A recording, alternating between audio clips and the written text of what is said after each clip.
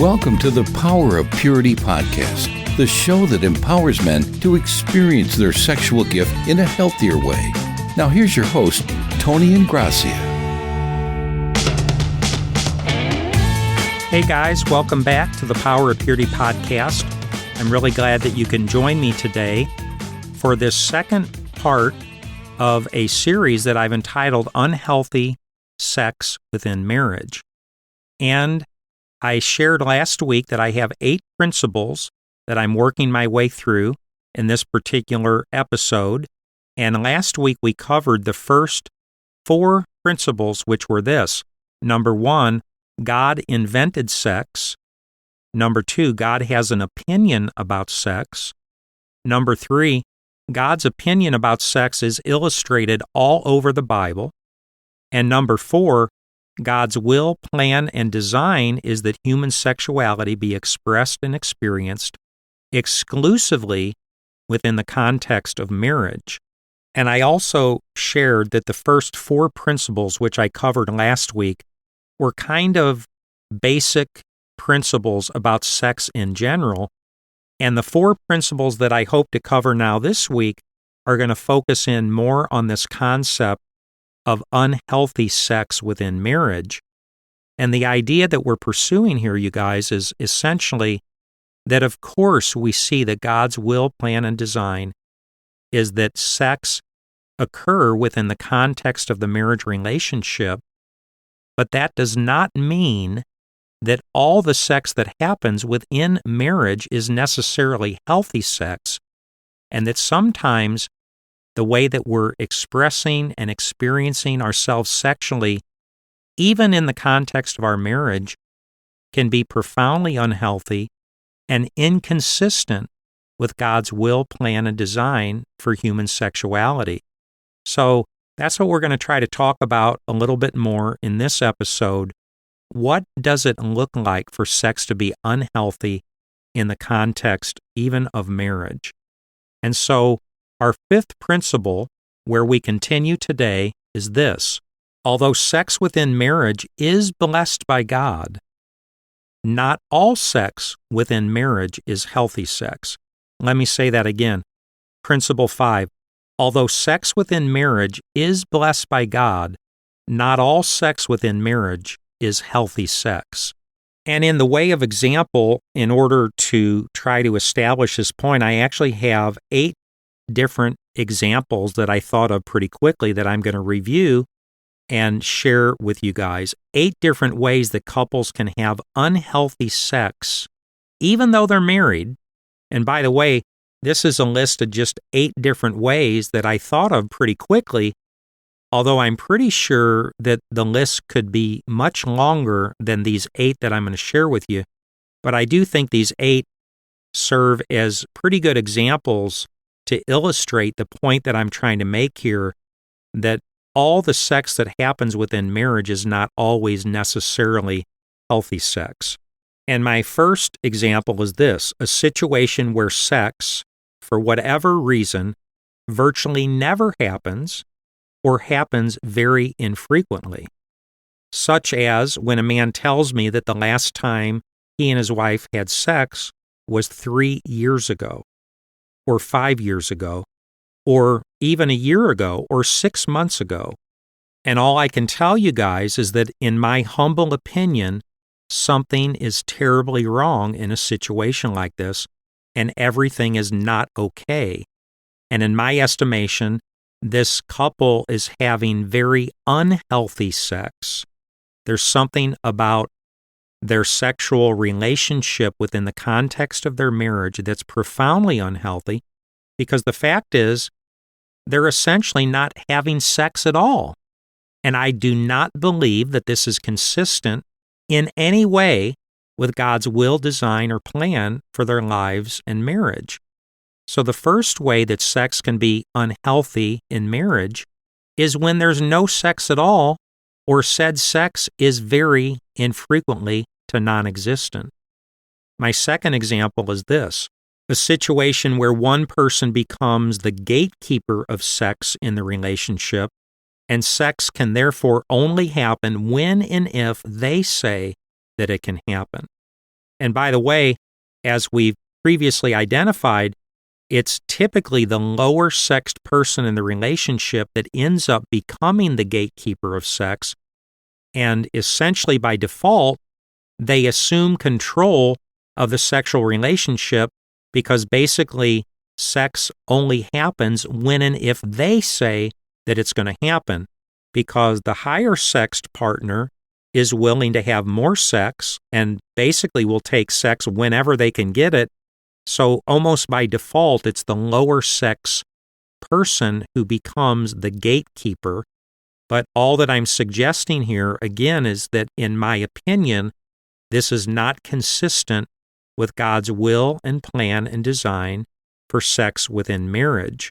I defer to the 1 Corinthians chapter 7 passage, verses 1 through 5, where it quite clearly indicates that the husband should make himself available to his wife, and the wife should make herself available to her husband, and that they should be available to one another, and they should not withhold from one another unless it be by mutual consent, and then only for a very short matter of time, so that they don't experience undue temptation from the devil.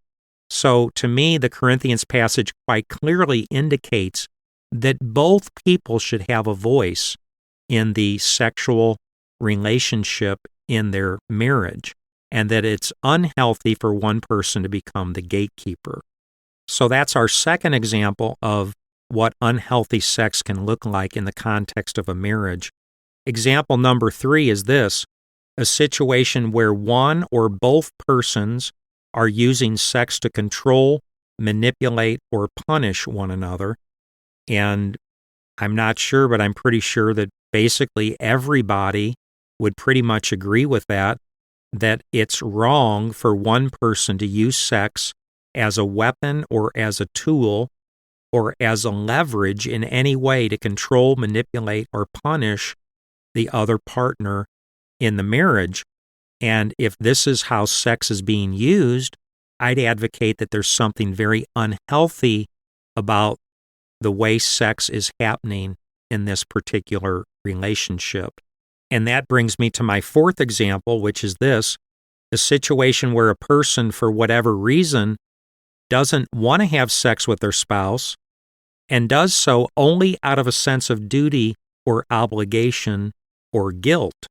And I would advocate that this is a total bummer when this happens, and it's very inconsistent with the way that God wants sex to be happening in the context of a marriage between a man and his wife.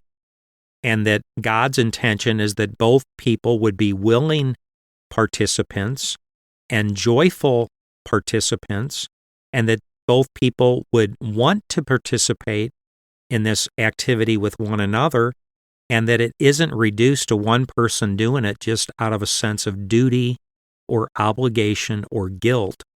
And if that's the motive behind it, that there's something very unhealthy about that.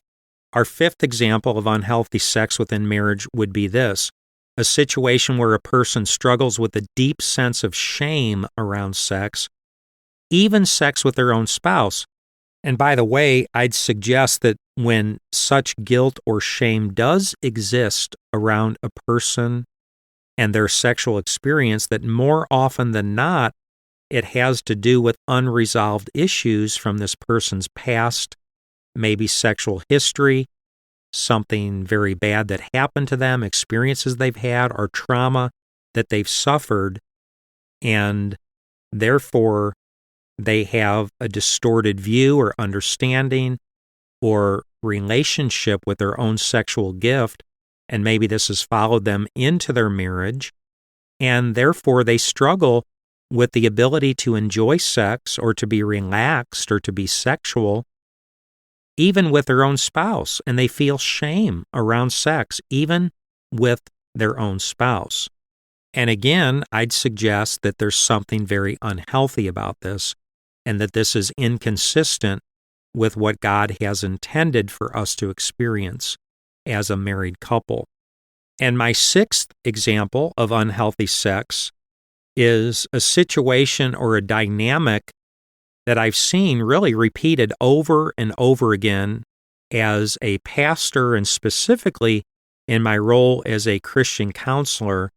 And this occurs typically when the husband has committed adultery, and it might be what I just would call by default the rabbit syndrome. And what happens is in these situations, the husband is caught acting out sexually in the context of the marriage some way, typically adultery, and therefore in response, the wife begins to have sex with her husband like a rabbit. In other words, over and over again, every day, constantly, more sex than they've ever had, all the sex the husband wants, the wife begins to have all this sexual activity with her husband. And therefore, in the days and weeks and months that follow, this couple ends up having more sex than they've ever had in the history of their marriage. And typically, the husband responds with an attitude that, in my estimation, is pretty misguided because he's thinking, man, this is great. I should have got caught years ago because then I could have been getting all this sex from my wife. Who would have thought that my wife catching me having adultery is the thing that was finally going to turn her on and make her want to have sex with me? So the husband's happy, and he's rejoicing that he's finally getting all this sex from his wife. But of course, I'd advocate that even though this couple's having sex, and that said sex is occurring within the context of their marriage, that this sex, in fact, is very unhealthy and dysfunctional sex. Because the fact is that more often than not, the wife in this situation typically is not having this sex with her husband as the natural response of their loving, safe, and committed relationship, but instead is being motivated by forces such as doubt and insecurity and fear. And basically, the wife might be thinking something like, if I don't give him all the sex he wants, then he's going to go out and commit adultery again. So I better have sex with him every day to make sure that this never happens again. And so let me ask you guys a question. Do you think that this kind of sex is healthy sex? Even though it's sex that's happening within the context of their marriage, I'd suggest that it's very unhealthy sex, that there's something very unhealthy about it, and that in fact this couple has a whole lot of work to do for them to move toward the possibility of having truly genuine healthy sex in their marriage relationship. And that brings me to the seventh example of unhealthy sex within marriage, and it concerns the example of a man who's watching internet porn all the time, and typically his involvement with pornography is motivated by his own sexual addiction. So he watches all this porn, and he gets all lathered up with this intense lust, and then he turns toward his poor wife, and he makes her the target of his lust, and he then unleashes and perpetrates his lust upon his wife. So again, even though this sex is happening within the context of their marriage, I'd suggest that it's not happening in the context of a healthy, loving, committed, caring, safe, and respectful marriage relationship. So again, I'd ask you guys, do you think that this is healthy sex? Even though it's happening in the marriage, I'd advocate that there's something very unhealthy about this. And that brings me to the eighth and final example of unhealthy sex, and that would be where one person or the other, I'd suggest that typically it's the husband, when he places a demand upon his spouse for what could be a wide variety of various fantasies or perversions, possibly a parade of almost endless situations that he's placing as a demand upon his spouse, such as the man who wants his wife to join a swingers club with him, or the man who desires to dress up like a woman to have sex with his wife because he's into lesbian porn, so he wants to pretend like they're two lesbians having sex together. Or the man who wants to watch his wife having sex with other men, or the man who wants to do sexual things in violation of his wife's conscience or personhood. And I'm pretty sure this list could go on and on. And by the way, every example that I just gave you there, the man who wants his wife to be a swinger, the man who wants his wife to dress up like a woman, the man who wants to watch his wife having sex with other men, the man who wants his wife to do many other things in violation of her own conscience. These things are not made up. Every single one of them are situations that I'm aware of and that I've personally been involved in my counseling practice in the effort to help couples have a healthier marriage and a healthier sexual experience in their marriage. So, in conclusion of these 8 examples that I just gave, I think you can quite clearly see that there's a whole lot of different ways that a married couple can be having sex, and just because the sex is happening within the context of their marriage does not necessarily mean that the sex is either healthy sex or functional sex.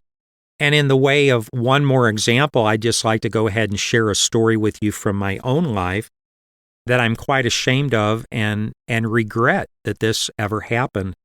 And the fact is, I think I shared this story at some point earlier in the podcast, but I think it's a very appropriate example here, so I'm going to go ahead and share it.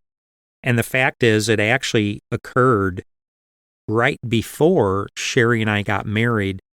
We had purchased this little house that we were in the process of fixing up, and we had become sexual before we got married. And Sherry had kind of a growing problem with the fact that we were having sex before we got married. Her conscience was kind of wounded about that, and I would say rightfully so. And so one night we were at this house working, and I initiated sex with her, as I did frequently. And I think this was about 3 months before we got married. And she quite clearly indicated to me that she did not want to have sex that night. And she said something like, "I think this is wrong. God doesn't want us to do this. God wants us to wait till we get married." And of course, I wanted to have sex. And so I basically lobbied and I went about the business of selling her. And so I negotiated and I basically said to her, "Well, what if we did this? What if we just go ahead and have sex tonight?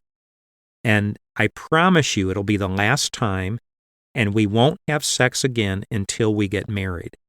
And so she reluctantly agreed, and we had sex that night. And then I kept my word, and we did not have sex again. I think it was for about 3 months until we got married. And when I look back at that story, I just deeply, deeply regret that story. And I think it's just absolutely horrible. And even though the sex happened in the context of our relationship, first of all, it was wrong because we weren't even married yet. But I'd suggest that an example like this, even if we were married, the fact is I was coercing her into having this sexual experience with me, when in reality, in her heart, she did not want to participate. She had a weak conscience about it, and I kind of coerced her into it. So I would advocate there was something profoundly unhealthy and inappropriate about this sexual experience. And I think in a terrible way, it was like this concept of ontogeny recapitulates phylogeny, which is this concept that I really don't understand, but it's something like when a baby is conceived and it grows within its mother's womb, the 9 months of the development of the fetus are like a microcosm of the entire concept of evolution, the evolutionary process. And what I'm trying to say is I think that story that night was like foreboding, like it contained the DNA of what was going to become the disaster of our marriage, and specifically the issue of sex in our marriage, and that it was already foreshadowing something that was very, very wrong with us. This thing about me wanting sex and coercing it upon my wife and her resisting it and having a weak conscience and us missing each other and being very unhealthy together and dysfunctional together. And I just think that that story was like a foreshadow of the disaster of our impending marriage. And as I've said before, I think the story indicates that I was willing to sacrifice my beautiful wife's conscience on the altar of my own orgasm. And I say that very much to my own shame and regret. And I think it's one of the deepest ways and most profound ways that I've ever hurt my wife. And just something that I really regret, and I wish it would have never happened. And I wish I would have known then what I know now, so that I could have been a completely different man for her. And I could have been a better man and a healthier man, and a man that knew how to respect her and love her and adore her. So again, I just share that story because I think in a way it's just an illustration of this principle that I'm trying to talk about here, that just because sex happens in a relationship, even if it's in the context of marriage, it doesn't mean that that sex is necessarily healthy sex. And in view of that, you guys, I might just ask a question here. And the question might be something like this. If you had to evaluate the sex that happens in the context of your marriage between you and your wife, do you feel like the sex that happens is healthy sex? Or is there something unhealthy about it? Is there work that you and your wife have to do? And I came to the place where I realized that, holy cow, there is something way, way, way wrong with the way that sex is happening in the context of my marriage. And we've got a lot of work to do. And a big, big part of that wrongness concerns who I am as a man, and my understanding of sex, my understanding of women, and the way that I viewed women and objectified women, and all these things that I just didn't understand about myself that really were rooted all the way into my childhood, the concept that fruit comes from roots. And at this point, I didn't even understand my own story. I didn't understand how growing up in the family of origin that I did affected me, how the discovery of all my father's pornography affected me, how the example of the senior male role models in my life affected me, and how being sexually abused by two older females during my adolescence affected me, and how all these things accrued together in combination with just the natural wood grain of my own broken, wounded heart apart from God, which was a wood grain of lust and just sexual brokenness. And something was very, very wrong with me when it came to the topic of sex. And the fact is that wrongness followed me into my marriage because I was just a very broken man. And the fact is my wife was a very broken woman. And when people get married, they don't just marry each other, they marry each other's stories. And therefore, I think it's very, very common, a very common theme, that broken people end up married. People with broken issues around their sexual selves end up married. And therefore, even though they're trying to function sexually in their marriage, the fact is that the way the sex is happening in the context of their relationship and the context of their marriage is very, very unhealthy, even though they're married. And even though God invented sex and God invented marriage and God intends sex to happen in marriage, and God blesses sex in marriage, it doesn't automatically mean that the sex that's happening in every marriage is automatically healthy sex or functional sex. And more often than not, it reveals the brokenness that lives in our hearts and our lives and the issues that we have to deal with. If we're going to move from the unhealthy place we are in our marriage to the healthy place where God wants to bring us as He brings about His redemption and healing and His light and His truth and salvation in our hearts and our lives and our marriages and even within our sexual selves. So I'd advocate that sometimes not only is the sex that's happening in our marriage very unhealthy, but in fact, it's revealing to us the work that we have to do if we're going to get healthier together in our relationship, in our marriage, and in our sexual relationship together. And with that being said, you guys, I see from the clock that I'm actually out of time. And believe it or not, I fully intended to finish this series in just 2 episodes. But for some reason, I was only able to cover point number 5 in this particular episode.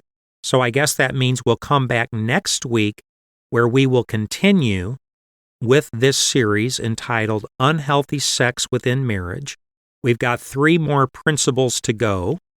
And we've now covered the first 5 principles, which are this. Number 1, God invented sex. Number 2, God has an opinion about sex.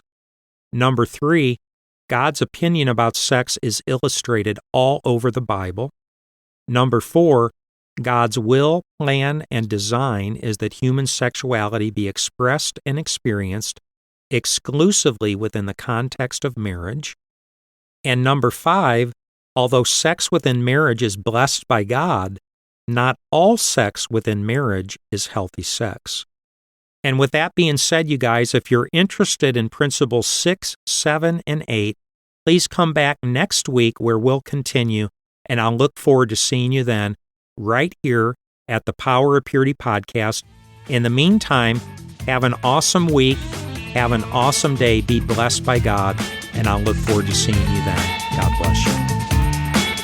Thanks for listening. Visit powerofpurity.org for more resources and information. And if this podcast has been helpful or encouraging, please invite a friend to listen. Until next time, remember, there's power in purity.